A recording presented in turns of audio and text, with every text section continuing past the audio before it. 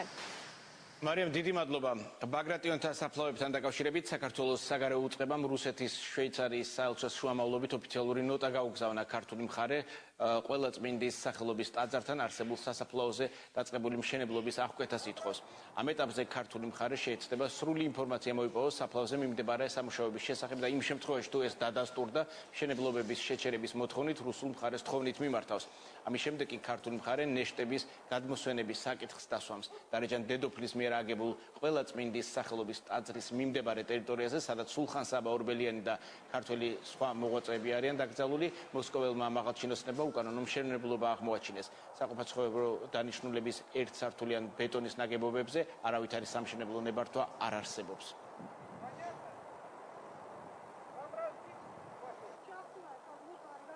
ვიტყვით, რომ ეს არის სრულებით შეუგნებელი და ესეთ შემთხვევებში ეს სწორედაც ხაზგასმით არის აგრესია, ხაზგასმით არის ვანდალიზმი. ვფიქრობ, რომ რაღაცნაირ მართლა უნდათ რომ დაგვანახონ როგორი სულერთია მათთვის ქართული კულტურა.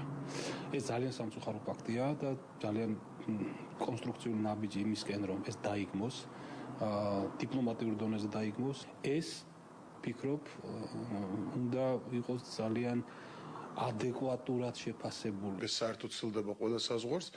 ჩვენ ვფიქრობთ, რომ ალბათ საქართველოს ხელისუფლების ამგვარი მიმართვა, ალბათ საერთაშორისო ორგანიზაციების ზეწოლა გადააფიქრებინებს რუსეთს და იმ ადამიანებს, ვინც ამ გადაწყვეტილებას იღებს, რომ რაღაც გეგმა შეცვალონ და მიეცეს საშუალება, ჯერტი გამოკვლევა იყოს ამ საკითხის, კვლევა ჩატარდეს და ამის შემდეგ თუ კი იქნება გადაწყვეტილება, მოხდეს შესაბამისად სამშობლოში გადმოსვენებას და ამაში ხელის შეწყობა იქნება საჭირო.